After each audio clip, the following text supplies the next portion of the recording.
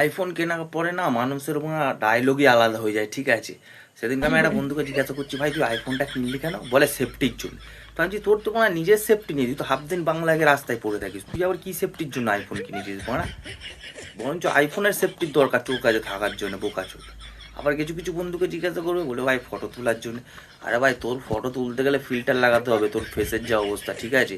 তো তার থেকে বরঞ্চ অ্যান্ড্রয়েডই কিনতে পারতিস শুধুমাত্র তো সেই ফিল্টার লাগিয়ে যখন ফটো তুলতে হবে, আইফোন কেনার তো কোনো দরকারই ছিল না আমার মনে হয় যেটা, ঠিক আছে। আর কিছু কিছু বন্ধুকে তো আলাদাই লেভেল, ভাই গার্লফ্রেন্ড পটানোর জন্য ভাই আইফোন না থাকলে আজকাল মেয়েরা পটে না।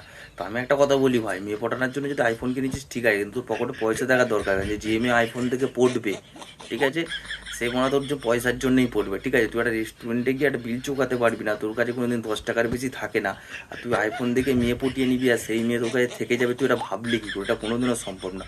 তো তোমরা এই তিনটে কারণে যারা যারা আইফোন কিনছো, বেকার কিনো না, কোনো দরকার নেই বেকার ফালতু। কারণ ইএমআই তো তোমরা আইফোন কিনেই নেবে, লাস্টে টাকা চোকাতে গিয়ে দেখতে হবে তোমাদের সর্ষের তেলে বাগানে যেতে হচ্ছে, ঠিক আছে। তার থেকে না কেনাটাই বেটার। চলো ভাই, সাবস্ক্রাইব করো চ্যানেলটাকে।